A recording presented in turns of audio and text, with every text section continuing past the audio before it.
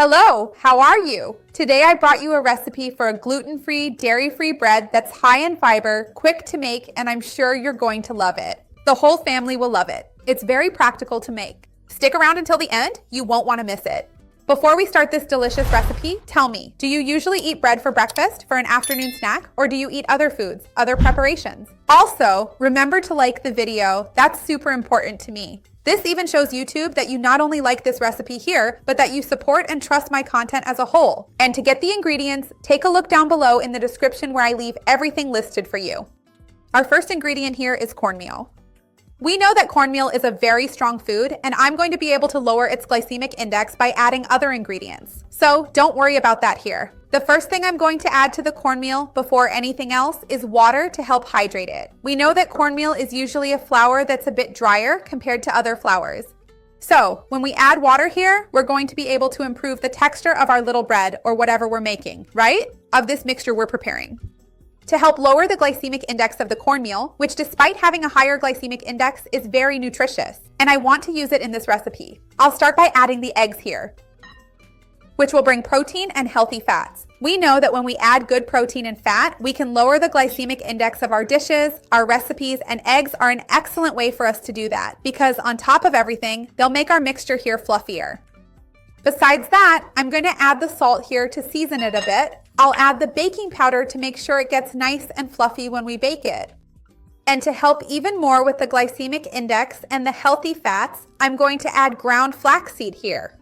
Ideally, we should always grind the flaxseed right before preparing our recipes because those who buy pre-ground flaxseed meal sometimes tell me, Patricia, I don't like flaxseed in my recipes because it gets rancid and has a very strong taste. That's probably because you bought the ground flaxseed, left it stored for a while, opened the container, you leave it stored there, and what happens? It starts to oxidize, go rancid, and really gives a bad taste. Now, if you take the flaxseed and grind it right before preparing, like I did here, you'll be able to get all the benefits from the healthy fats, omega-3 precursors, lots of fiber, and mucilage, which will help with the nutritional profile of our little bread. So I'm going to add the flaxseed. If you really didn't want to use flaxseed, you could also substitute it with chia. Or you could even use psyllium, which is another very interesting type of fiber.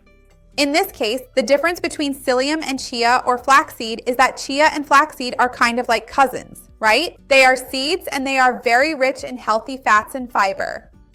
In the case of psyllium, you would basically have only fiber without the healthy fats. It's still a healthy and interesting option, but it always depends on what you're looking for in this recipe. I grabbed my little baking dishes, greased them with olive oil, and sprinkled them with cornmeal. And now I'm filling them up here and I'm going to bake them. I'm going to bake them in the oven. Of course, you can also bake them in the air fryer if you want.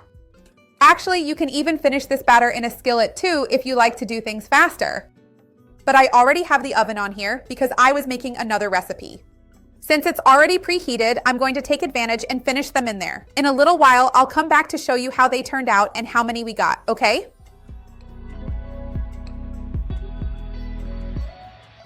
It only took 20 minutes for these beauties to be ready. I let them cool down a little. You can see that I'm already touching them.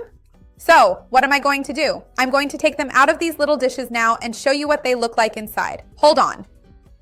So I put it on this little plate here. Now I'm going to show you what it looks like inside. I'm going to cut it here with a knife so you can see. Look how wonderful that is. Let me even put it like this. It's easier for you to see the texture, right? Look how soft it is inside. And I'll show you this one too. Look, that's amazing.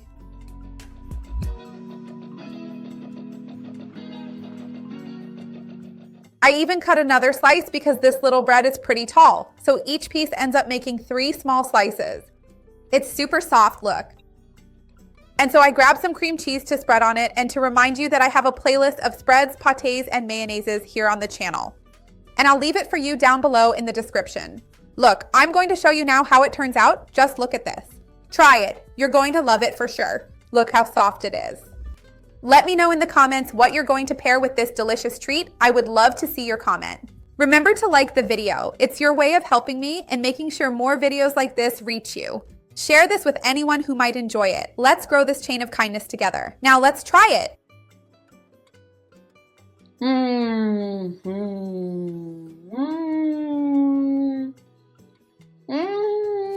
It really tastes like cornbread. Make it at home. You're going to love it. It's delicious. See you next time. Bye.